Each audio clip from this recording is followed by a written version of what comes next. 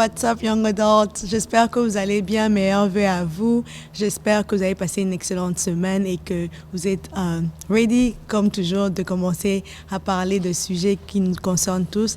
Et j'espère que vous êtes en train de partager avec les autres personnes déjà, inviter les autres. Et si vous n'êtes pas encore abonné, faites-les comme ça. Prochainement, vous serez au courant que nous sommes live. La semaine passée, nous avons commencé à parler sur l'évaluation de l'année. Et aujourd'hui, nous allons commencer à parler sur comment planifier cette nouvelle année. Après avoir eu à évaluer ce que nous avons eu à faire, malgré que cette année, c'était un peu une année différente des autres. Nous avons passé beaucoup de temps à la maison que d'habitude, mais nous devons avoir le temps de auto-évaluer ces moments passés. Et maintenant, nous devons parler de comment planifier 2021. Aujourd'hui, je suis accompagnée toujours de invités de qualité. J'ai avec moi sur le plateau le pasteur Baron Bala. Salut à vous tous. À côté, j'ai Ruth Mavinga. Bonjour.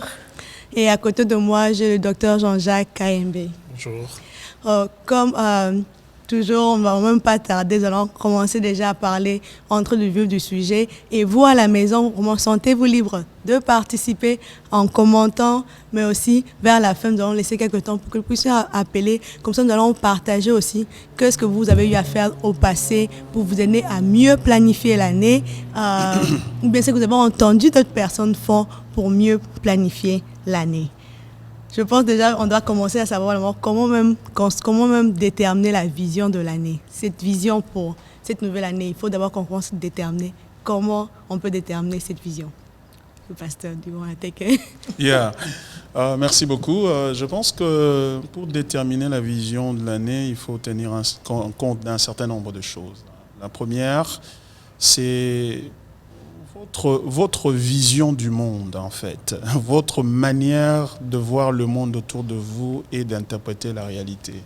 Pour ceux qui sont ceux qui sont chrétiens, ils savent que tout a été créé pour Christ et par lui et pour lui. C'est-à-dire que tout ce qui existe pour la gloire de Dieu. L'apôtre Paul dit dans 1 Corinthiens chapitre 10, verset 31, que vous mangiez, que vous buviez ou que vous fassiez quoi que ce soit, faites tout pour la gloire de Dieu. Donc, le premier point dans la détermination de la vision en tant que chrétien, c'est d'abord de réaliser que l'objectif ultime de la vision doit être la glorification de Dieu. Et deuxièmement, ce qu'il faut faire pour établir la vision, c'est qu'il faut se demander qu'est-ce qui est prioritaire dans ma vie, qu'est-ce qui est plus important. Il faut qu'il y ait quand même une certaine échelle des valeurs de ce que vous considérez comme étant plus important et qui va vous permettre à vous de progresser. Et cela va vous éviter le risque de, de singer, de copier les autres un peu aveuglément, parce qu'on voit que les autres marchent. Il faut reconnaître cette particularité-là. Donc, et avoir ce sens, je pourrais dire en troisième lieu, le sens de l'appel. À quoi vous êtes appelé, à quoi vous aspirez, quelle est la raison pour laquelle vous êtes ici sur la terre, parce que chacun est là pour accomplir une certaine mission qui est prédéterminée par Dieu. Voilà les choses en mon humble avis. Et la quatrième, si je peux ajouter, c'est en fait le résultat de son auto-évaluation, de ce qu'on a dit la fois passée. C'est-à-dire, vous êtes évalué cette année, vous avez vu les choses qui ont marché, qui n'ont pas marché, et maintenant pour planifier, vous planifiez en tenant compte de ce qui s'est dégagé comme conclusion de votre auto-évaluation. Voilà ce que je peux dire en bref jusque-là. Docteur Jean-Jacques, le pasteur a parlé de priorité. Comment, selon vous, les gens doivent déterminer ces priorités? Sur le plan individuel et sur le plan professionnel, on peut déterminer ses priorités en fonction de la situation dans laquelle on se trouve. Ça peut être différent qu'on soit employé, salarié, qu'on soit étudiant, qu'on soit entrepreneur. Il y a certaines normes professionnelles et sociales qu'on identifie en tenant compte, bien sûr, des intérêts qu'on cherche et aussi des objectifs à atteindre. Donc, Sur le plan du project management, il y a un acronyme qu'on appelle SMART. Cet acronyme qui permet d'identifier et de définir un projet. Donc, le projet, ou soit, bien sûr, sur le plan individuel, chaque individu est un projet de vie. Donc, il faut d'abord se considérer comme étant un projet de vie, avoir des objectifs spécifiques pour soi-même, bien identifiés et échelonnés au cours soit d'un temps qui peut être court, moyen et à long terme. Et c'est simplement cela en commençant par d'abord identifier les objectifs à atteindre. Prenons par exemple le contexte de 2020 qui était marqué avec cette pandémie de Covid-19 où pratiquement beaucoup de choses ont changé. Sur le plan professionnel, beaucoup peuvent se projeter sur 2021 en disant par exemple sur le plan spécifique quelles connaissances dois-je accumuler pour être compétitif l'année prochaine, en tant qu'individu. Et en fonction de cela, on fait un temps et on voit ce que l'on peut faire à court, moyen et long terme. Et c'est en fonction de cela qu'on s'adapte en tenant compte des environnements. L'environnement est différent. L'environnement américain ici est différent de l'environnement congolais qui avait beaucoup de challenges et d'opportunités. Donc, d'abord, identifier les objectifs et par rapport après, à la fin et voir comment, au fil du temps, les ajuster par rapport à des objectifs clairs, comme je l'ai dit, à court, moyen et à long terme. C'est ce que je dis. Sur le SMART, là, c'est ce que vous parlez des objectifs. Oui, le SMART, c'est l'acronyme pour Specific, Measurable, Attainable, Relevant and Time Bound. Donc, tu dois faire des plans par rapport à des objectifs qui sont précis, que tu peux mesurer au cours du temps, c'est projeté à court, moyen, long terme, et qui sont réalisables et objectifs. C'est-à-dire que, par exemple, moi qui n'ai pas de connaissances approfondies d'économie, je ne peux pas dire 2021, je vais être expert économiste ou expert comptable. Ça veut dire que par rapport à cela, je ne peux pas atteindre ça en 2021. Ça demandera des connaissances supplémentaires que je n'ai pas pour l'instant et je devrais planifier par rapport à cela. Quand est-ce que je pourrais faire cela? Comment faire? Quels sont les éléments nécessaires pour atteindre? Et aussi être réaliste par rapport aux réalités, c'est-à-dire par rapport aux compétences professionnelles qu'on a, par rapport à certains objectifs. Et voilà. Je pense que le docteur a déjà parlé de la question que je voulais poser sur comment on s'est fixé les objectifs réalisables. Mais je vais entendre Ruth parler un peu plus de comment planifier, comment déterminer les priorités, surtout pour les gens autour de nous.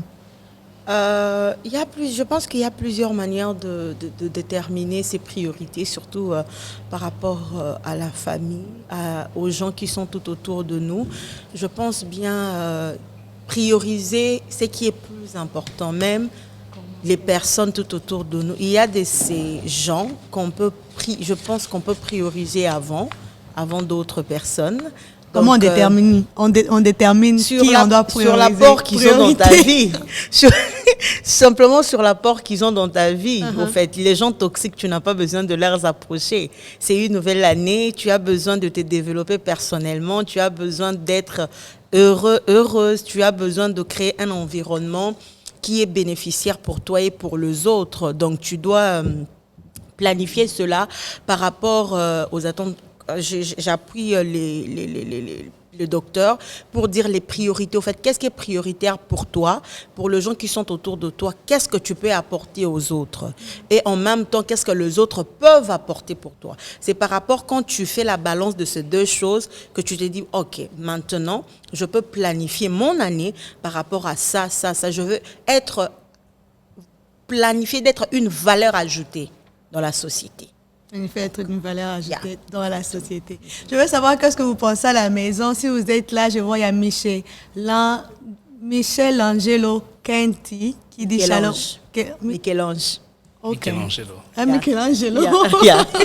Shalom frères et sœurs, tous vous êtes connectés, faites-vous savoir et dites-nous comment vous faites pour planifier l'année nouvelle. Comment vous déterminez les priorités et la vision. Je veux qu'on rentre sur le docteur a parlé de savoir le timing, le temps, comment planifier les choses à courte durée, à longue durée. Comment déterminer si ces projets doivent être à long ou à courte durée? Je pense que ça dépend aussi, entre autres facteurs, des ressources que requiert la réalisation de ce projet-là. Vous voyez, si je vais dire que je vais commencer les affaires et avoir, par exemple, un business qui me fait $100 000 ou $100 000 par an, par exemple. Vous voyez. Alors, quand vous dites ça, vous devez vous poser la question si en une année, je peux être en mesure de rassembler les ressources qui peuvent me rendre capable de réaliser ça en déant une année. Alors, si la réponse est oui, le projet est à court terme. Si la réponse est non, le projet est à moyen ou à long terme. Et ainsi, vous allez devoir échelonner les étapes, échelonner le projet, la réalisation du projet dans la durée, de manière à savoir, cette année qui commence, quelle est la partie que je dois avoir en place pour pouvoir accomplir, progresser dans la direction de l'accomplissement de ce projet-là. Donc ça, c'est un. Un autre élément, sont les capacités personnelles. Vous savez, il y a des projets qui demandent, par exemple, que vous soyez formé. D'abord, vous voyez, vous voulez entreprendre un projet qui vous demande d'avoir les capacités, par exemple, vous voulez avoir un daycare, ou vous voulez avoir un home de vieillard, par exemple, à vous, une maison que vous allez acheter, et puis vous allez recevoir les personnes handicapées ou les personnes âgées. Alors, ça demande que vous soyez formé. Ça demande que vous ayez des licences et la licence appropriée du gouvernement pour pouvoir le réaliser. Donc, du coup, ce sont ces échéances-là qui vont vous obliger de pouvoir étaler ça dans le temps pour savoir ainsi est-ce que c'est à long terme, à court terme, à moyen terme ou à court terme. Un autre élément, c'est que faut pas oublier que quand vous faites, vous planifiez un projet à accomplir, vous n'êtes pas seul vous n'êtes pas seul au monde. Donc, le projet peut requérir l'apport des autres, le soutien des autres, des autorisations qu'il faut avoir, ainsi de suite. Donc, il faut intégrer ces éléments-là. Et ce sont ces éléments-là, une fois intégrés, qui vont déterminer, vont vous permettre de déterminer si vous pouvez le faire en quelle durée. Et enfin, son style de vie, ça c'est très important. Parfois on oublie qu'on a une famille, parfois on oublie qu'on a une épouse, parfois qu'on oublie qu'on a des amis, parfois on oublie qu'on a les gens autour de toi. Alors, la vie ne va pas constituer en 2011 seulement en ce projet-là. La vie 21. Doit être équilibrée. 21, c'est ça? Oui. Je dis quoi? 2011. Oh, comment? On doit envoyer 10 ans en arrière. 2021. Sorry. Donc, ne va pas seulement constituer en cela. Et donc, le projet ne doit pas venir écraser ta vie émotionnelle, écraser ta vie spirituelle, ton intimité avec Dieu, de telle sorte que tu n'as plus de temps pour Dieu. Et tout le temps est mis dans ce projet-là. Donc, voilà ce que je peux dire, quoi. Wow. Tu as quelque chose à dire? Je peux. Ce que je peux rajouter, c'est que les projets sont déterminés par les moyens des bords, si je peux le dire, la durée des choses, parce que il y a des choses qu'on peut faire maintenant parce qu'on a les moyens de les faire. Il y a de ces choses qu'on peut faire demain parce qu'on aura les moyens de le faire. Et il y a des choses qu'on ne peut pas faire ni aujourd'hui, ni demain, ni dans 3 jours. Exemple, quelqu'un qui veut créer une compagnie aérienne. Tu as besoin du temps, tu as besoin de tout planifier. Mais quand même, pour devenir vendeuse de crème glacée, bam, aujourd'hui, le soir, tu peux le faire. Donc, je pense que tout dépend de la grandeur du projet que tu as, de l'idée que tu as et de moyens que tu as maintenant. Un millionnaire peut créer une société d'aviation demain s'il veut, même aujourd'hui soir. C'est avec les moyens que tu as. Ce sont les moyens que tu as qui déterminent qu'est-ce qui est à long terme, qu'est-ce qui est à court terme, en fait. Et la grandeur aussi du projet. Il y a les moyens et la grandeur du projet, au fait. Je pense que ce sont les 2 éléments qui peuvent déterminer, au fait. Je vais poser à Dr Jean-Jacques, selon vous, pourquoi certaines personnes ont du mal à déterminer ou à savoir leurs ressources? Parce qu'il y a beaucoup de gens qui ont des projets, à la fin ils se disent, oh mais l'année n'était pas l'année productive, j'ai eu des objectifs, mais je n'ai pas pu atteindre ces objectifs. Et à vous entendre parler, c'est parce que certains n'ont pas le temps de savoir quelles ressources qu'ils ont. Mais selon vous, qu'est-ce qui fait que beaucoup de gens n'arrivent pas à évaluer les ressources qu'ils ont, enfin de fixer des objectifs qui sont réalisables? C'est parce que justement les 4 piliers dont le pasteur vient de parler que j'ai noté, donc les capacités, la planification, l'apport et la contribution des autres, et puis le style de vie ne sont pas pris ensemble. Donc ces 4 piliers constituent donc des blocs très solides sur lesquels, quand l'un des fondements n'est pas là, toute l'ossature tombe. Donc c'est que le pasteur a des très très fondamentaux. Ça rappelle même cet adage britannique qui dit souvent « We don't plan to fail, but we fail to plan ». Okay? Donc, on ne planifie pas les choses pour échouer. La grande erreur que nous faisons, c'est que nous ne planifions pas. Okay? Les 4 éléments que dont le pasteur vient de parler sont des socles sur lesquels tout s'élabore. Donc, il a parlé des capacités. Il faut se connaître soi-même, comme disait le Socrate, connais-toi toi-même. Je ne peux pas aujourd'hui, mais moi je peux me dire aujourd'hui, demain je vais faire mon examen pour redevenir médecin. Parce que j'ai des aptitudes, j'ai travaillé comme médecin, j'ai ces aptitudes. Je ne peux pas me lever demain et dire, voilà, dans 5 ans je deviendrai par exemple un chimiste. Ce n'est pas réalisable pour moi. Bien que j'ai les capacités intellectuelles pour les faire, mais sur le temps, je n'aurai pas les capacités, je ne sais pas planifier. Il faudra que je puisse reprendre à zéro les cours dont mes capacités intellectuelles ne me permettraient pas. Et la contribution des autres. Et quelle est la place de la famille? Je suis marié, j'ai des responsabilités et envers les autres. Et j'ai déjà tu vois, tous ces éléments-là qui sont sur ces 4 piliers, quand on ne les a pas, la planification devient difficile. Et là, malheureusement, c'est que le problème du système, notre éducation déjà ne nous permet pas de reconnaître nos vraies valeurs et nos capacités. Okay? Et avec les réseaux sociaux qui font miroiter vraiment aux jeunes cette possibilité de réaliser des choses de manière non réaliste, tu vois, avec ce concept des motivateurs, des self-made people, des gens qui you can do it. Yeah, des gens qui se mettent Just do it. Just do it. Right. Et voilà, et quand on regarde la nature, même si on ne veut pas considérer l'aspect virtuel, le pasteur en parlera en long et en large, on voit même la nature nous enseigne. L'arbre ne pousse pas de soi-même, l'arbre a besoin de quoi? D'être arrosé, ok? Même les gros arbres ont besoin de la pluie, qu'on amène de la compost, qu'on puisse rendre la terre. Donc on ne se fait pas de soi-même, donc ça se planifie. Et il y a des apports extérieurs, comme le pasteur a dit, l'apport des autres, il est très très important. Et c'est déjà qu'il faut détruire cette image qu'on vend aux gens de self-made people, donc des motivateurs qui apparaissent en fait, et qui éloignent les gens de l'aspect central qui est de se retourner vers sa source qui est le Seigneur lui-même. Le pasteur en parlera en large. Mais déjà là, ce problème de planification. Donc on ne sait pas reconnaître ses forces et ses faiblesses et on planifie mal. Et la conséquence, si l'un des piliers, des 4 piliers dont le pasteur a parlé tombe, on ne va pas construire quelque chose de solide à long terme. Je pourrais rajouter au fait quelque chose par rapport à ce que le docteur et puis les pasteurs ont eu à dire.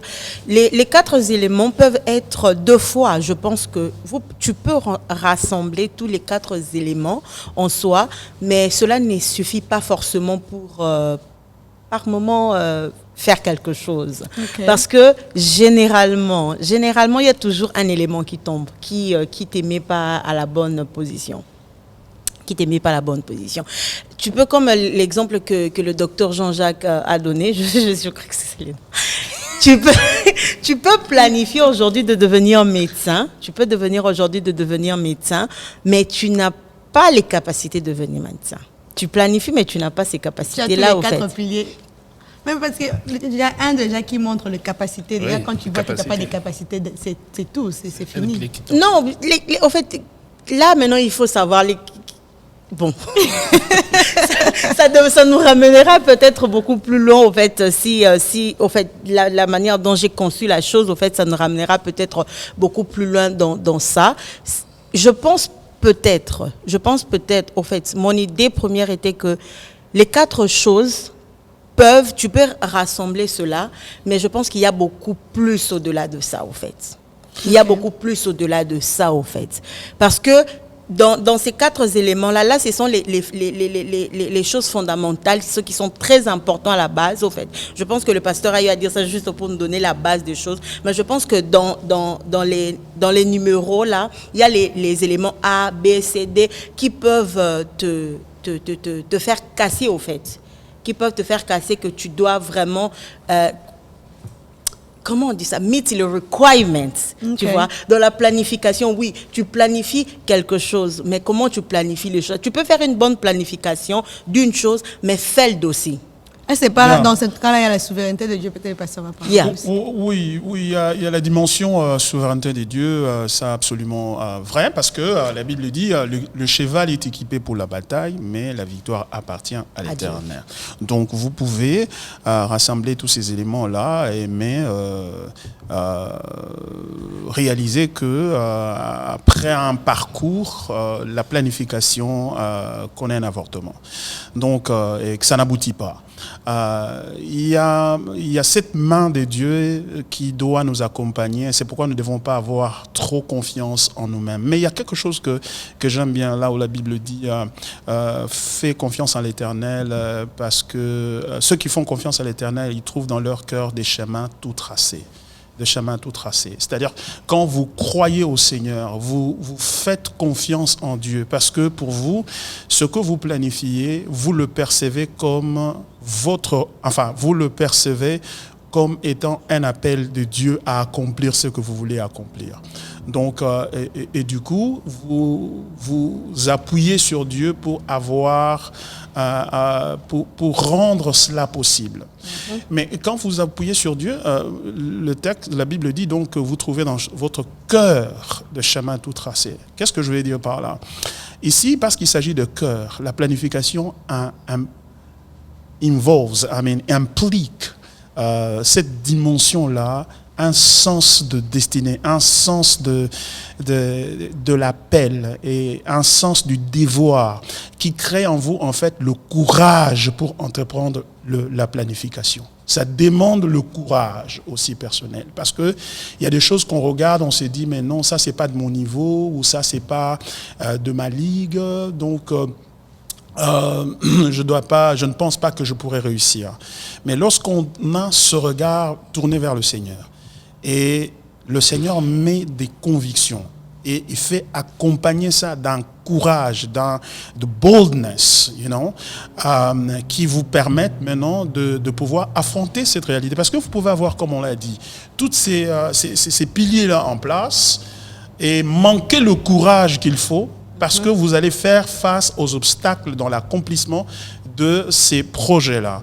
Il vous faut le courage. Il a dit à Josué, fortifie-toi et prends courage. Dieu était souverain, il a dit, je vous donne ce pays, je fais tout ceci, mais toi, tu dois te fortifier. C'est-à-dire, il y a des moments où Dieu ne va pas te fortifier, que tu dois te fortifier toi-même et prendre courage et affronter la réalité. Donc, vraiment, c'est ce à quoi nous exhortons, nous encourageons nos téléspectateurs à réaliser, que tu as besoin de ce courage-là, ce sens-là, de la détermination et dire, je vais y arriver avec l'aide de Dieu. Wow. Mais je veux savoir, dans les cas où, comme Ruth a dit, que tu as tous ces piliers et que ça ne marchait pas, comment maintenant là, pouvons préparer notre cœur à ces ajustements? Comment nous pouvons préparer nos cœurs à la possibilité que certains projets seront avortés ou bien ne vont pas arriver? Je pense peut-être que le pasteur a précédé déjà en répondant pour dire de se fortifier au fait. Je pense que c'était ça l'idée au fait, là où Mais je veux savoir ce que toi tu penses. Est-ce que le docteur pense? Je veux compléter les pasteurs. En fait, tout va dans le courage au fait. De te fortifier toi-même au fait. Parce qu'on se dit, c'est ton projet à toi, c'est ton idée à toi. Tu dois être ton propre motivateur. Parce que la motivation, c'est basé sur une certaine foi, au fait. Pour ceux qui croient en Dieu, pour ceux qui ne croient pas en Dieu, ils ont leur propre motivation. Mais il faut se motiver, il faut se fortifier de soi-même. On se dit, voilà, ça ne marche pas, oui, mais puisque c'est ce que je veux, puisque c'est ce que je suis déterminée à faire, tu prends ton courage en main, tu te dis, je continue, ça échoue demain ça va marcher. Mais aussi, il faut tenir compte que on peut se fortifier, mais que ça soit aussi pour la bonne raison. Il ne faut pas vouloir combattre des combats inutiles au fait à la fin de compte. Tu peux planifier, tu peux avoir toutes ces choses-là, mais tu fais tout au fait, mais ça ne marche pas au fait. Exemple, je dirais, je ne suis pas très forte en maths, mais je me bats quand même pour devenir ingénieur. Je vais faire les majors en ingénierie. Qu'est-ce que je me cherche au fait? Je planifie, je vais payer les cours, je veux...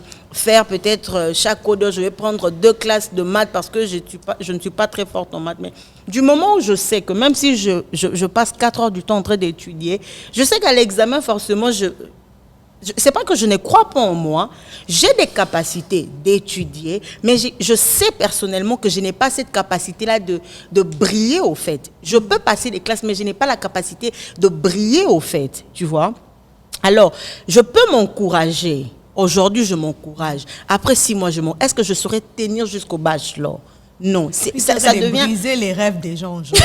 Non, en fait, ça devient un combat, je peux dire, pour moi, ça devient inutile parce que je sais que si je vais peut-être en criminal justice, je veux briller. Si je veux peut-être en sociologie, je veux briller. Tu vois, je planifie. Et je sais que j'ai la capacité, si j'échoue aujourd'hui dans une matière, je sais que demain, je veux prendre un autre cours, que je veux avoir un straight A qui va combler les vides là. Au lieu de continuer à avoir des C-, jusqu'à la fin pour se dire, tu sors de l'école de l'ingénierie, mais tu n'es pas au fait un ingénieur de qualité au fait. Tu vois, un apopriste. Exactement. tu as accompli quelque chose, mais tu n'as pas accompli quelque chose de qualité. Le but de se fixer des objectifs, c'est avoir un résultat de qualité, au fait. Tu sais, moi, je voulais ajouter quelque chose à ce que Ruth est en train de dire, qui va peut-être surprendre ceux qui nous écoutent. C'est que l'échec peut être une manière de réussir aussi. Pourquoi ? Parce que l'échec n'est pas toujours une mauvaise chose. Ça peut t'éclairer sur ce que tu es, ce que tu peux et ce que tu devras poursuivre ou ne pas poursuivre. Tu vois, l'échec peut être un langage de Dieu pour te dire non, pas ce chemin-là, change de chemin. Donc, dans l'échec, il n'y a pas toujours échec. Dans l'échec, on peut en tirer une réussite. C'est-à-dire, on tire des conclusions qui vous permettent de dire que non, moi, en tout cas, ce chemin, ce n'est pas celui qu'il me faut. Je dois emprunter un autre chemin. Pourquoi ? Parce que la planification porte sur ta vie. Tu n'as de pouvoir de planifier que ta vie. Oui. Tu ne planifies pas la vie des autres. Donc, tu ne sais pas comment les autres vont réagir à ta planification. Ou comment les circonstances autour de toi vont réagir à ta planification. Donc, il ne faut pas être un défaitiste, quelqu'un qui, j'ai fait, ça n'a pas marché, et tu te condamnes toi-même, tu t'incrimines, tu te charges toi-même. Non, mon frère, ma soeur, non, relax, nous sommes tous ici. Nous sommes tous dans cette affaire. On y va un peu par tâtonnement. Même les personnes qui vous semblent être vraiment très sûres, convaincus, des hommes de conviction, ce sont des tâtonneurs. Nous tâtonnons tous dans la vie, mais Dieu nous tient la main et par sa grâce nous aide à pouvoir retrouver le bon chemin et à réussir. Donc la planification, et l'échec n'est pas la fin du monde. L'échec peut être vraiment la meilleure chose qui te soit arrivée. C'est la manière de le regarder et de l'interpréter qui devient importante. Voilà ce que je peux dire. Et juste pour rebondir avec ce que le pasteur vient de dire, l'échec, moi j'aime bien l'acronyme que j'ai eu dans un livre, c'est FAIL, n'est-ce pas? Failure. Et pour eux, ils disent First Attempt in Learning. Donc ils transforment l'échec pour donner l'opportunité aux gens, une opportunité d'apprentissage. Quand tu sors d'un échec sans avoir appris, c'est que c'est la plus grande échec. Donc, il faut, de cet échec, nous devons donc apprendre quelque chose. Donc, pour revenir à ce que tu dis, le pasteur avait déjà posé les bases, c'est être dans la vision de Dieu. Okay? Être aussi à l'écoute. Nous sommes une génération, nous avons la propension à beaucoup parler, mais pas trop à écouter. Nous avons enlevé cette aptitude à écouter, c'est pourquoi le Seigneur nous parle dans le silence de notre cœur, dans le silence de notre échec, le Seigneur peut nous parler. Donc, comment nous ajuster? Nous ajuster, c'est nous former, nous réformer, et aussi former notre manière d'écouter. Okay? Comme tu as donné un très bel exemple, tu n'es pas très bon en maths, okay? Mais tu veux devenir ingénieur. Mais comme tu es dans une société qui te présente que voilà, tu peux avoir un tuteur, tu peux avoir ceci, même avec un C, tu peux passer, tu n'es même pas à l'écoute du Seigneur qui te parle. L'échec peut être un appel du Seigneur qui te dit voilà, ça, c'est pas ton chemin, moi, je te destine à autre chose. Parce que Dieu a une vision pour nous. Okay? Être ingénieur, ce n'est pas une finalité. Comme le pasteur a dit, la finalité, c'est de servir Dieu dans quelque chose. Peut-être qu'il te voit ton don dans quelque chose d'autre. Est-ce que tu es à son écoute? Nous sommes dans une société où nous avons une propension à nous justifier, à prouver, à trouver des motivations pour aller de l'avant, mais très peu de temps à écouter. Donc l'ajustement, justement, nous permet de nous former et dans la formation, nous devons réapprendre. Donc, comme on avait dit la fois passée dans une des interventions du pasteur, nous détruire pour nous reconstruire. Donc nous devons nous détruire et avoir cette habitude à écouter. Mais peut-être que par l'écoute, j'apprendrai, bien sûr, en nous référant à nos 4 piliers dont le pasteur a parlé, que quand je planifie, en écoutant, bien sûr, ce que le Seigneur me dit, que cette voie n'est pas bonne. Et que cette notre voie me servira et me permettra de bien planifier et d'avancer. Donc, notre propension à nous former, nous reformer et aussi avoir l'habilité d'écouter surtout ce que le Seigneur nous dit, nous permettra d'avancer. Nous avons des questions là-bas dans les commentaires. Quelqu'un qui dit shalom, je pense Michela Jello Katie qui dit si l'on y va par tâtonnement, alors pourquoi faut-il planifier? On planifie justement. Très bonne question, Michelangelo. Pourquoi alors planifier si on doit tâtonner? Pourquoi planifier? Parce que celui qui ne planifie pas, il a déjà échoué. Il a déjà échoué parce que c'est quelqu'un qui n'a pas de foi, ou quelqu'un qui a des doutes ou qui ne croit pas que Dieu peut faire des choses avec lui. Et ça, c'est un. On peut avoir aussi un orgueilleux. Un orgueilleux aussi ne planifie pas parce qu'il a peur d'échouer de telle sorte qu'on dise qu'il a échoué. Alors, il ne veut pas l'échec, alors il navigue à vue. Et cette navigation à vue-là conduit à une catastrophe. À une catastrophe, ça ne peut pas conduire à un succès. Donc, lorsque nous disons que puisque nous sommes tous en train de tâtonner, nous voulons tout simplement dire que nous ne maîtrisons pas le futur de telle manière que nous pouvons aller vers ce futur-là sans planifier.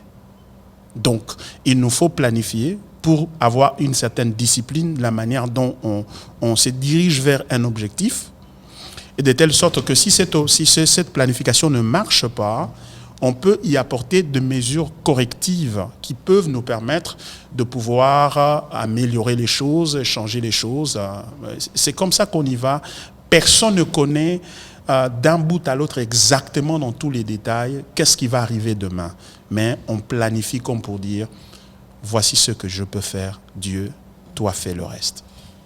Donc, je peux même aussi ajouter quelque chose. Je commence peut-être par l'exemple de le Titanic avait 5, parce que tout simplement, les gens qui ont eu à construire le Titanic étaient trop orgueilleux en disant que le Titanic, peu importe ce qu'on peut faire, ça ne peut jamais faire naufrage. Faire un naufrage. Ils étaient tellement sûrs de que comment se fait-il qu'il y avait plus de 5000 personnes, si j'ai bonne mémoire, j'ai oublié le nombre, mais il y avait plus de 5000 personnes, mais il y avait moins de 100 bateaux, 100 bateaux de secours. Donc, les gens ont eu tellement, et pourtant ça avait été construit à l'époque avec des matériaux les plus durables, avec les choses les plus luxueuses. Il y avait des ingénieurs les plus intelligents qui ont eu à construire cela, mais quand même, une glace a eu à briser cela. Non parce qu'ils n'étaient pas intelligents, non parce qu'ils avaient eu à mal construire, mais c'est parce qu'ils étaient trop prétentieux de se dire que on a prévu cela et rien ne peut nous contraindre. Donc, qui veut dire que, comme le pasteur a dit, on ne connaît pas demain. On ne connaît pas demain et on a toujours besoin. En fait, je ne dirais pas on a toujours besoin, mais on n'a pas besoin de cette prétention-là d'être 100% sûr que je veux arriver à faire ceci, je vais arriver à faire cela. C'est comme un enfant, quand il essaie d'aller vers les frigos. Un parent est en train là d'être comme ses fougardes au fait. Je suis là au cas où l'enfant tombe. Mais quand l'enfant montre cette prétention-là, non, je peux le faire, la maman regarde, elle sit back, tu vois, elle est là, la maman sait que il va tomber au fait, mon enfant va tomber, mais elle te laisse aller tomber, te faire mal, et puis elle te dira après, Naebi Sakio. Tu vois, et c'est pareil, je pense bien avec Dieu. Dieu te voit aussi, nous regarde. Quand tu es trop sûr de toi, Dieu te regarde, Dieu te dit, je sais que tu seras stuck somewhere. Je sais que tu vas tomber quelque part, mais parce que tu es trop sûr de toi, let's do it. Et je vais là, et puis quand tu auras besoin de l'aide, c'est en ce moment que je viendrai aider. Mais du moment où tu ne peux pas accepter que tu as besoin de moi, que tu as besoin de ma force. Mais ce que tu viens de dire a relevé une question, moi. Est-ce que quand les gens seront en train de planifier, est-ce qu'ils doivent aussi planifier de plan B, plan C, plan D? Pas peut-être planifier le plan B forcément, mais être juste, available d'ajuster les choses, en fait, je pense. Avoir cette souplesse-là par moment, d'ajuster au cas où quelque chose s'est passé au fait. Parce que ce n'est pas parce que tu as prévu d'aller à la banque directement que tu ne vas pas avoir des embouteillages, que tu n'auras pas d'accident en route. Quelque chose peut se passer en chemin. Juste, et cette aptitude-là, au cas où ça s'est passé, je m'ajuste, mais je suis sûre de là où je suis en train de partir. Mais je suis capable aussi d'ajuster en chemin. Il y a une autre question, je pense que c'est Michelangelo again, qui dit, est-ce que le chrétien échoue, est-ce possible que le chrétien échoue dans chaque domaine de sa vie? Là, c'est papa qui répond. Oui. Merci. Est-ce possible que le chrétien puisse échouer dans tous les domaines ou dans chaque domaine de sa vie? Je ne sais pas ce qu'on veut dire par domaine ici. On veut dire d'abord sa vie spirituelle, on veut dire sa vie sociale, dans ses études, dans tout ce que... Est-ce qu'il est possible qu'il échoue? Il est possible que tout le monde, l'échec, c'est un risque qui guette tout le monde. Il n'y a pas, que tu sois chrétien ou pas, la seule chose qui ne peut pas t'arriver en tant que chrétien, c'est de perdre ton salut. Nous sommes de ceux qui croient que lorsque tu es sauvé une fois pour toutes. Donc, le Seigneur va te donner la capacité. C'est lui qui a commencé en vous cette œuvre. Il va l'amener jusqu'à la fin. Ça, c'est ce que la Bible nous dit et c'est important de réaliser ça. Mais quant à la responsabilité sociale, à la responsabilité personnelle que nous avons, un chrétien peut aussi échouer. Il peut manquer de réaliser son objectif. Il peut manquer d'atteindre ses objectifs, donc de réaliser sa planification. Pourquoi? Pour des raisons que nous avons évoquées ici durant toute l'émission. Lorsque on ne fait pas de suivi, lorsque ce qu'on a planifié n'est pas spécifique, n'est pas mesurable, n'est pas inscrit dans la durée et que ne tient pas compte de réalités liées à la disponibilité de ressources financières, matérielles, à l'implication des autres, ainsi de suite. Donc, il est possible que quelqu'un échoue.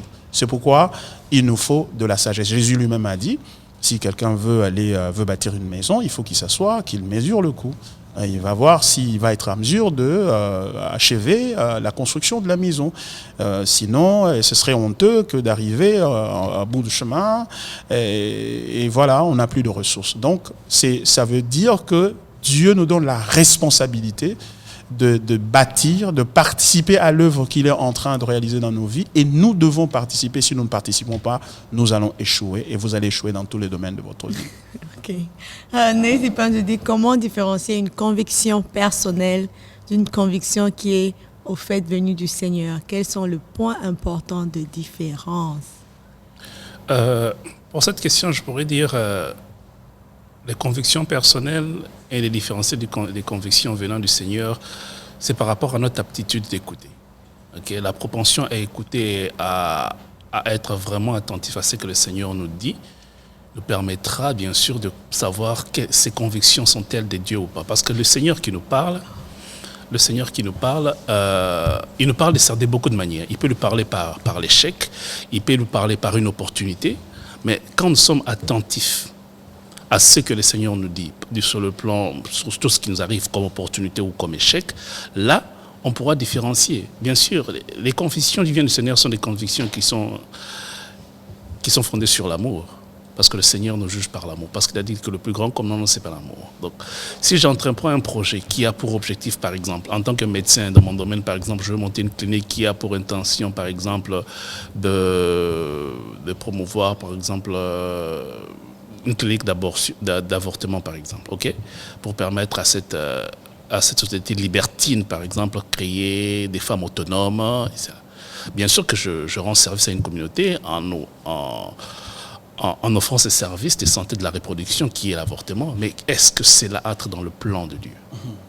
Est-ce que je suis dans l'écoute du Seigneur qui me parle en tant que médecin qui a des compétences? J'ai reçu le don que le Seigneur m'a donné, ce sont des dons de connaissances de pouvoir pratiquer cette médecine, mais que j'utilise cette médecine pas pour le bien des autres. Ça, ce sont mes convictions personnelles qui me permettent d'avoir de l'argent. J'aurai tous les arguments de santé publique, dire voilà, pour réduire la population, donner l'autonomie aux femmes de travail, tous ces arguments-là qui sont logiques, mais qui sur le plan spirituel, en tant que chrétien, ça va à l'encontre de la loi de l'amour et de la loi de la vie. Donc, ces convictions d'action professionnelle qui sont éthiques et qui ont un fondement de santé publique sont très très loin, en marge des convictions chrétiennes qui font de moi quelqu'un qui est engagé avec Dieu. Donc, c'est cela la différence. Donc, si ce que nous faisons sur le plan professionnel, sur le plan social, comme le pasteur l'a dit, sont en déphasage avec les normes et ce que le Seigneur nous dit, ce ne sont pas des convictions, et notre inaptitude à être à l'écoute du Seigneur, donc par la prière, par la communion spirituelle avec le Seigneur, nous met d'une certaine manière loin de lui. Mais au fait, moi, ça me fait réfléchir au fait sur le fait que voilà, je me dis, nous, on est chrétien, on en parle parce qu'on est chrétien, mais c'est pas tout le monde qui nous suit qui est chrétien, parce qu'il y a des gens aussi qui n'ont pas de foi, mais quand même, comment eux peuvent savoir au fait, parce que on n'essaie pas de fois de distinguer ces choses-là. Même pas seulement pour les chrétiens, ou bien dans l'exemple que vous avez donné comme de l'abortion, parce qu'il y a ces gens qui ne prient pas, mais qui ne supportent pas l'abortion, par exemple. L'avortement, qui ne le supportent pas, au fait. Même, il y a certains non-chrétiens. Mais dans des exemples où, peut-être, disons, créer une entreprise peut-être de thé, comment saurais-je que Dieu ne veut pas que je crée une entreprise de thé, mais que je crée une entreprise de jus? Moi, je pense que l'un des moyens, par exemple, pour savoir si on le fait, c'est inspiré par Dieu ou pas, c'est la motivation. La motivation avec laquelle on fait les choses. Il y a des gens qui embrassent des études ou qui embrassent les affaires ou qui embrassent certaines entreprises justement par arrogance, pour se faire voir, pour se faire valoir. La Bible dit que vous mangez, que vous buviez, que vous fassiez quoi que ce soit, faites tout pour la gloire de Dieu. Ce n'est pas la gloire de Dieu qu'on poursuit, c'est la gloire personnelle. Et même le ministère, même l'Église, quelqu'un peut implanter une Église par arrogance. Et c'est pour cela qu'on voit, ils se prévalent des miracles, ils se prévalent des surnaturels. Et lorsque vous allez au fond, vous ne voyez aucun surnaturel, aucun miracle. Ils vivent naturellement, ils vivent normalement. Donc, et ça montre que ça ne vient pas du Seigneur. Et si quelque chose que tu veux faire, une ambition que tu as, un plan que tu veux accomplir, mais tu te sens obligé de mentir pour faire passer ça, pour faire valoir ça. Tu te sens obligé d'utiliser des méthodes qui ne sont pas correctes devant Dieu. Tu dois voler la carte de crédit de quelqu'un d'autre pour pouvoir réaliser ce projet-là. Et du coup, c'est très simple à comprendre que ça ne vient pas de Dieu, parce que Dieu ne peut pas se mélanger avec quelque chose qui est impur. Donc, la motivation et les moyens. Et c'est pour cela que nous exhortons tout le monde à être simple dans la vie, à être humble. Et puis aller au pas du Seigneur. C'est là que Dieu te conduit. Il ne faut pas être pressé. Il ne faut pas te comparer avec les autres, te sentir en retard dans la vie. Chacun a son horloge. Et suivez votre horloge qui vous est indiquée par Dieu. La Bible dit qu'il y a un temps pour toute chose dans la vie. Allez-y doucement, acceptez qui vous êtes, acceptez ce que vous avez, et petit à petit, vous allez voir que si vous avez cette attitude-là d'humilité, vous allez confectionner de plans ou une planification qui va vous donner la paix. Et parfois, tu veux aller prendre une grosse dette parce que tu tiens à voir cette voiture-là pour que les gens voient que tu es aussi important, ou parce que ton ami a cette voiture ou a une autre voiture de cette catégorie. Eh bien, maintenant, tu n'arrives plus à souffler financièrement parce que tu dois aller travailler 2 boulots et demi pour pouvoir payer ça. Alors, du coup, ce n'est pas bien. Ça t'engloutit, ça t'empêche de pouvoir avancer. Il y a des gens qui ont des problèmes de santé aujourd'hui, parce que justement le rythme de vie dans lequel ils sont. Et ce rythme de vie-là est occasionné par le genre d'ambition démesurée qu'ils ont motivés par l'arrogance et autres. Voilà, donc nous devons faire très attention à ça. Yeah. À la maison, je veux juste signaler qu'on a ouvert déjà la ligne pour que vous puissiez appeler. Le numéro est sur l'écran, c'est le 206 536 4933. Vous pouvez appeler et poser vos questions ou bien même contribuer sur comment vous faites la planification de l'année précédente. Et pendant ce temps, je voudrais que le pasteur réponde à la question de Michelangelo qui dit, pasteur, que conseillez-vous à de chrétiens qui ont la phobie d'échouer dans leur vie, par exemple dans le cas du mariage. Il y a des gens qui ne veulent pas se marier parce qu'ils ont la phobie de divorcer. Surtout aujourd'hui, les divorces, il y en a beaucoup, beaucoup, beaucoup. Tout à fait, je comprends ce sentiment-là. Donc, à cause du fait qu'on est entouré de beaucoup de cas d'échecs, ainsi de suite, on a peur de s'engager, on a peur de faire ceci et cela. Mais la peur, c'est l'opposé de la foi. C'est l'inverse de la foi. Ce que la Bible nous demande de faire, c'est de croire en Dieu. De croire en Dieu, de faire confiance en Dieu et d'avancer avec ce que l'on a. Il a dit à ces gens qui voulaient nourrir avant ces 5000 personnes qui étaient venues écouter l'enseignement de Jésus, et puis à un moment donné, il fallait les nourrir. Mais Jésus pose la question aux disciples, combien avez-vous de pain? Donc combien avez-vous? Qu'est-ce que vous avez en main? Dieu va toujours commencer avec ce que vous avez en main, ce qui est à la portée de la main. Mais en ce qui concerne le mariage, il y a la phobie du mariage, d'abord parce que l'on ne comprend pas ce que c'est le mariage. S'il est un fait, s'il est une réalité qui est attaquée aujourd'hui, et surtout par la culture dans laquelle nous nous retrouvons aujourd'hui, c'est le mariage. Et la falsification du mariage est l'une des raisons pour lesquelles beaucoup de gens ont peur de s'engager dans le mariage. C'est pour cela qu'il faut, qu'est-ce que je vais dire, qu'est-ce que je vais conseiller? Retourner à la parole de Dieu et allez-y scruter les Écritures ou écouter de sermons christocentriques qui parlent du mariage, ce que le mariage signifie. Et ensuite, cela va vous permettre de bien pouvoir opérer votre choix et de vous engager. Parce qu'il est un fait, vous n'épouserez jamais un ange, féminin ou masculin.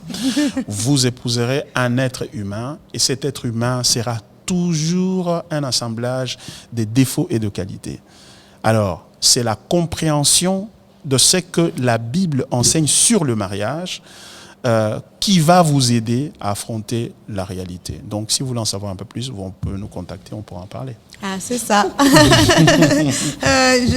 Une des questions pendant qu'on attend les appels, c'est, je pense que Ruth avait parlé de ça un peu sur l'aspect des gens autour de nous.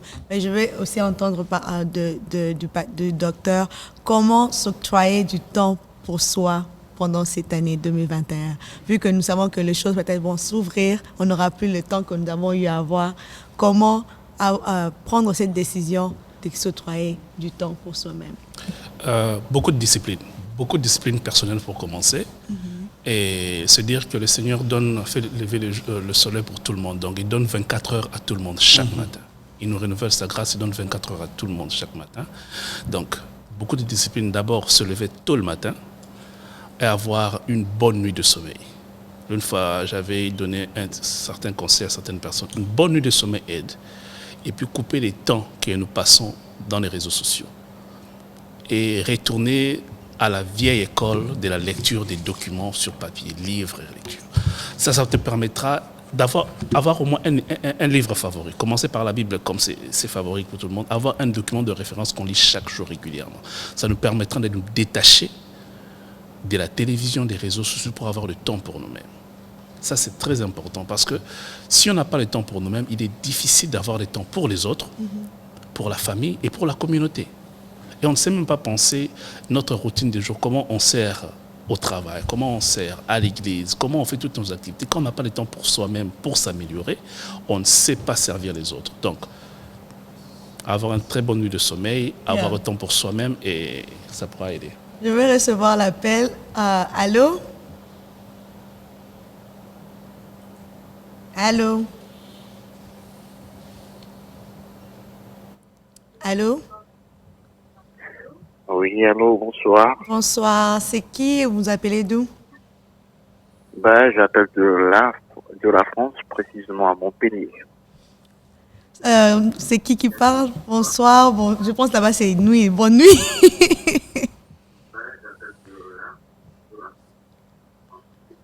Allô? Allô? Oui, allô? Oui. En fait, apparemment, nous sommes un peu dans le décalé.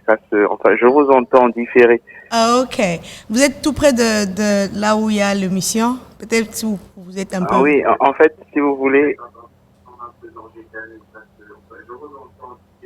Et parce que j'entends en fait l'émission. Si vous pouvez être un peu loin de là où il y a l'émission, comme ça vous allez m'entendre. d'accord. Alors, Diminuez le volume.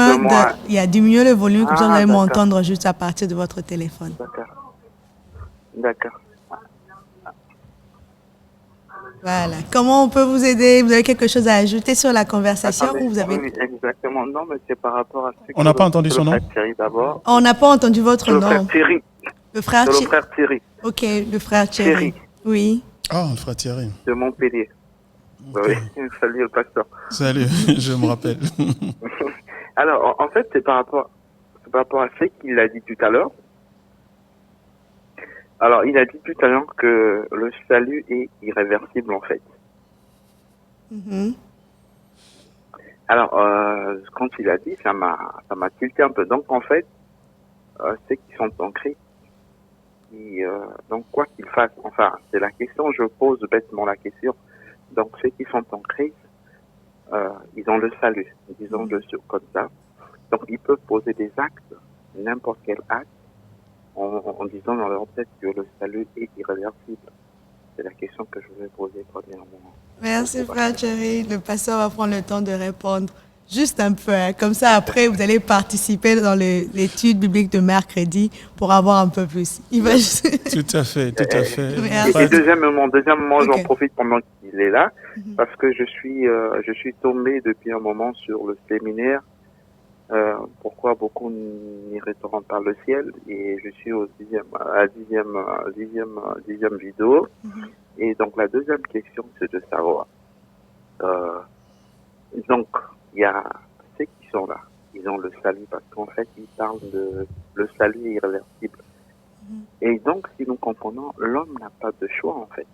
C'est-à-dire que dès lors que, puisque c'est pas l'homme qui cherche Dieu, mais c'est Dieu qui se révèle en nous. Donc, en fait, en réalité, quoi que nous fassions, il y a des gens qui sont condamnés d'avance, ils iront en enfer. Donc, quoi qu'ils fassent, ils iront en enfer. Donc, c'est pas l'homme qui dégage la volonté d'aller au ciel.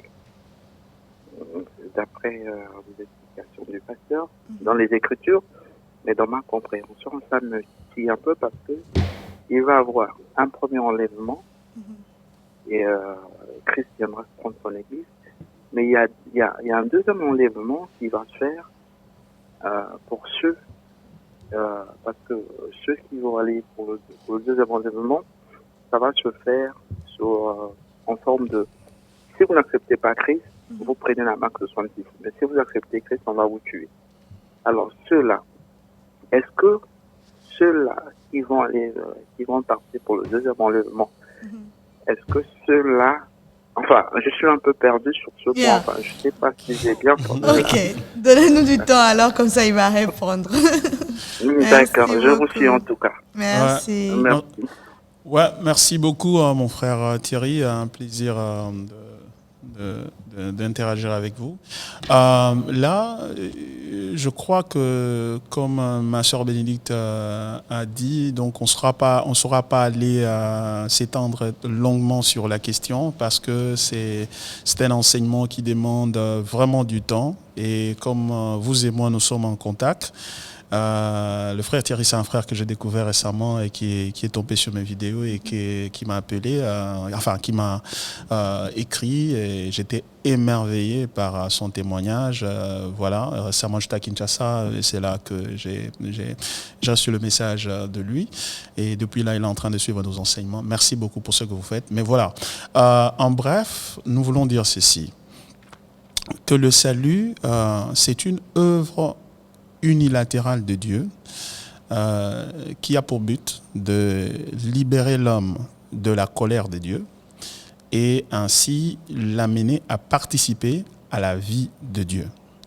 Et ce travail-là, c'est un travail que Dieu fait d'un bout à l'autre. Je vais juste donner un texte biblique ici qui peut vous aider.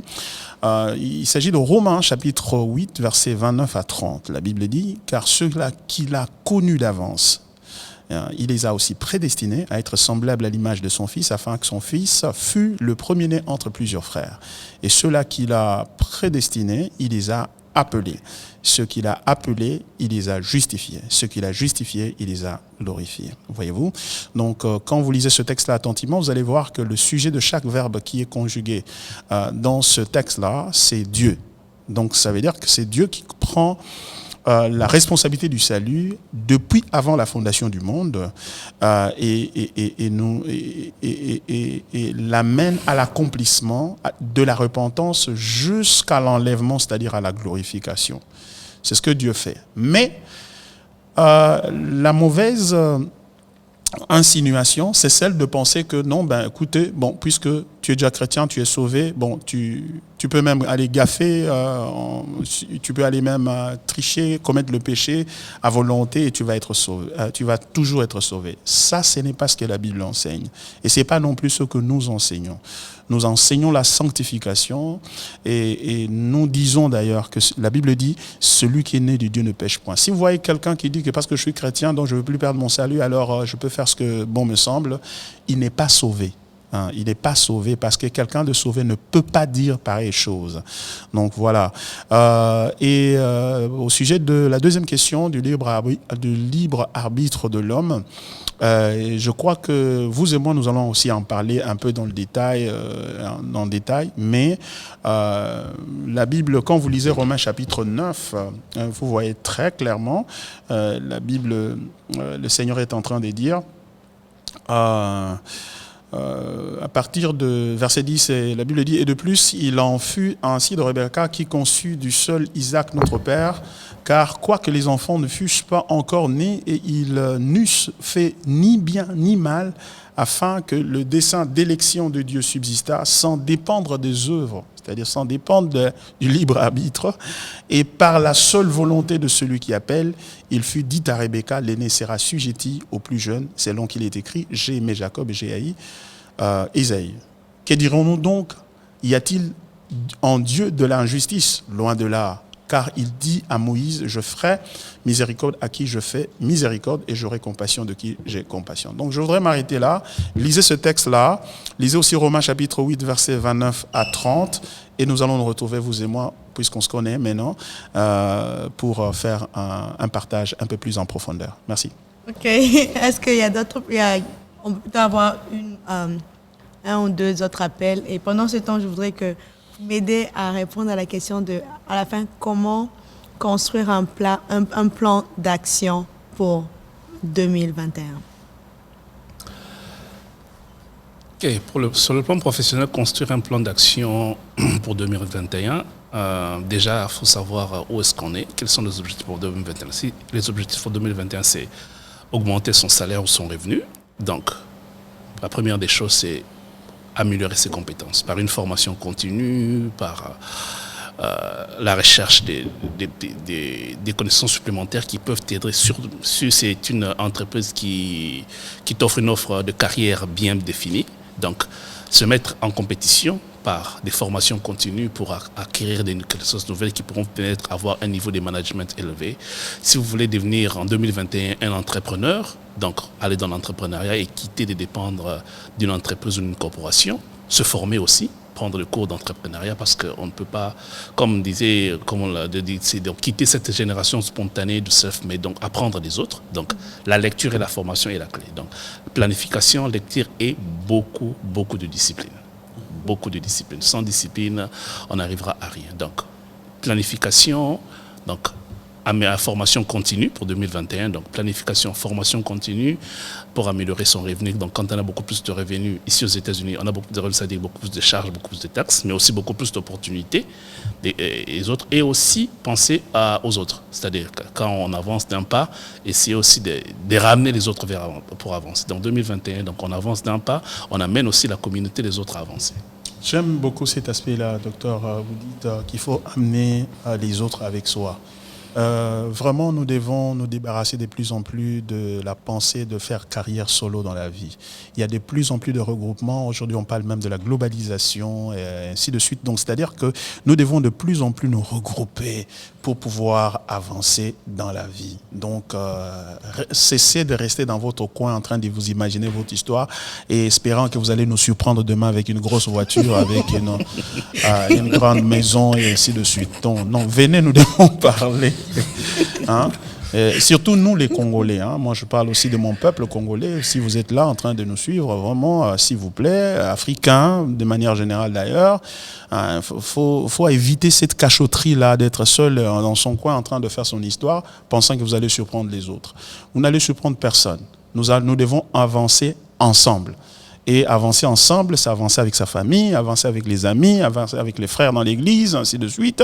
L'église ne doit pas seulement être un endroit où on vient prier, c'est aussi un endroit où on vient bâtir des networks, des amitiés qui vont être utiles et nous permettre d'avancer. Arrêtez ces histoires-là de dire, moi je ne veux pas aller chez les Congolais, moi je ne veux pas aller faire ceci, ça. Ok, reste dans ton coin, on va voir combien de blancs tu vas rassembler autour de toi pour avancer. Très bleu, voilà. Donc, je pourrais rajouter, comme mes papas ont dit, travailler avec les autres et demander de l'aide, au fait. Quand on planifie les choses, on peut avoir une vision, on peut avoir tout ça. Dans le mot, utiliser les ressources tout autour de nous, c'est demander de l'aide. En fait, quand on parle de ça, c'est juste une manière de dire demande de l'aide quand tu en as besoin. Tu peux avoir une vision, mais tu ne sais pas comment faire les choses. Alors, quelqu'un qui est à côté de toi sait peut-être comment faire la chose. Il n'a pas la vision, mais il sait seulement peut-être comment planifier. Il n'a pas peut-être cette vision, mais il sait peut-être comment seulement t'aider, peut-être t'encourager. Donc, inclure les autres, tu as ton plan, mais inclure aussi les autres pour avancer au fait. C'est toujours important parce qu'il y a des fois, seul on ne peut pas. Seul tu vas, seul tu peux arriver, mais avec les autres c'est beaucoup plus mieux au fait. C'est beaucoup aussi... tu auras besoin des gens pour t'acclamer à la fin de compte. Donc. Michel Angelo ne croit pas, elle a dit, pasteur, c'est une façon d'être discret car nos propres frères peuvent nous décourager, nous mettre de bâtons dans le roue. C'est justement ça le défi de la maturité dans la vie. Le défi de la maturité dans la vie, c'est la capacité d'identifier des bonnes personnes. Exactement. Parce que les bonnes personnes existent. Oui, les détracteurs, les gens négatifs, les gens sombres, il y en a beaucoup parmi nous, mais il faut savoir s'éloigner d'eux. Depuis que je suis ici, ça fait 18 ans que je suis aux États-Unis ici, je suis en train d'avancer. Donc pourquoi ? Parce que je suis faire la différence entre le sage et l'imbécile. Donc, c'est ça, quoi. Et tout dépend aussi de ce que... Désolée. Tout dépend de ce qu'on attire. En fait, si vous êtes quelqu'un de bien, vous allez attirer les bonnes personnes. C'est anormal que vous ne puissiez attirer que les mauvaises personnes. Si vous n'attirez que les mauvaises personnes, posez-vous la question, qui suis-je exactement? C'est que ça semble se ressemble. Ruth vous laisse avec une question. Qui suis-je exactement? Vraiment? Bénédicte, avant de clôturer, je dois annoncer ici que le 31 décembre, nous allons avoir quand même une réunion dans la soirée, donc le temps de célébrer et aussi de louer les Seigneurs, de dire merci ici à Bridge of Grace. Nous aurons notre réveillon du 31 à partir de 22h jusqu'à 2h du matin, 3h, on sera parti. Donc c'est une occasion que nous nous profitons de cette occasion pour vous inviter. Si vous êtes dans le barrage ici ou si vous êtes en ligne, vous pouvez aussi nous suivre comme notre frère Thierry à partir de Montpellier en France. Donc vous pouvez être à mesure aussi de nous suivre. Et ce soir-là, par la grâce de Dieu, je vais parler de ce sujet. Ceux qui connaîtront leur Dieu agiront avec fermeté. C'est ça le thème de mon message. Donc il y a le temps, tout est secoué, tout est en chamboulement. Mais ceux qui connaîtront leur Dieu, c'est le temps de connaître Dieu. Ne pas avoir une idée sur Dieu, des rumeurs sur Dieu, mais de le connaître. Et ceux-là, ils agiront avec fermeté et ils vont avancer, même dans ce qu'ils planifient. Ceux qui vont venir auront encore à apprendre beaucoup sur toutes ces questions que le frère Thierry avait, mais aussi ce sera un bon moment pour nous de passer du temps avec Dieu et de savoir vraiment si ces visions que nous sommes en train de parler pendant ces moments, est-ce que c'est que je pense accomplir pour 2021? Est-ce que c'est vraiment ce que Dieu veut? Est-ce que la motivation derrière, c'est que la motivation qui me pousse à vouloir avoir ces objectifs, est-ce que ce sont des motivations qui sont poussées de Dieu ou bien ce sont des motivations qui sont poussées de mon cœur qui est rempli d'égoïsme ou bien d'orgueil? Vraiment, j'espère que vous êtes bénis par cette série. La semaine passée, nous avons parlé de s'auto-évaluer. Aujourd'hui, nous allons parler de comment planifier l'année prochaine et nous espérons que ces deux séances nous permettront de passer un moment seul, un moment de penser comment nous allons faire de 2021 une année pour la gloire de Dieu. J'espère que vous allez bien, meilleure vie à vous. Aujourd'hui, ce sera notre dernière émission pour l'année, mais nous vous demandons de nous envoyer toutes vos suggestions. Nous avons parlé de l'évaluation, nous avons évalué WhatsApp et Angadon. Maintenant, nous voulons planifier avec vous. Aidez-nous à planifier 2021 pour WhatsApp et Angadon. Dites-nous, qu'est-ce que vous voulez qu'on parle? Quels sont de sujets que vous voulez qu'on parle d'ici? Envoyez-nous vos messages, nous serons vraiment ravis de vous entendre de vos suggestions. Pendant ce temps, meilleure vie à vous, que Dieu vous bénisse, qu'il garde votre famille et qu'il vous protège, que nous voyons l'année 2021. Bye. Merry Christmas.